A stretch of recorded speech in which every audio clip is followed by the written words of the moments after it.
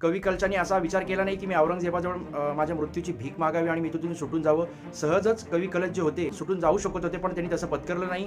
जसं छत्रपती संभाजी महाराजांनी आपल्या मैत्रीसाठी उभे होते, त्याच पद्धतीने कवी कलश देखील सुद्धा मित्रांनो, हे फार कमी लोकांना माहिती आहे की तिथून जाऊ शकत होते निसटून औरंगजेबाशी बसून, पण तसं त्यांनी केलेलं नाही. मित्रांबरोबर लहानपण जगत आलोय आणि मित्राबरोबरच इथे मी राहणार, मग माझं आयुष्याचं काही हो हा विचार करूनच कवी कलश तिथे पण उभे होते. आणि जी यातना संभाजी महाराजांना झाली ती यातना आधी सर्वात प्रथम कवी कलशांवर करण्यात आली. आणि मित्रांनो, सांगताना फार या गोष्टीचं वाईट वाटतं की जेव्हा छत्रपती संभाजी महाराजांना औरंगजेबाने मारण्याचा फतवा काढला, त्याआधी कवी कलशांना मारण्यात आलं आणि मग छत्रपती संभाजी महाराजांना मृत्यू देण्यात आला.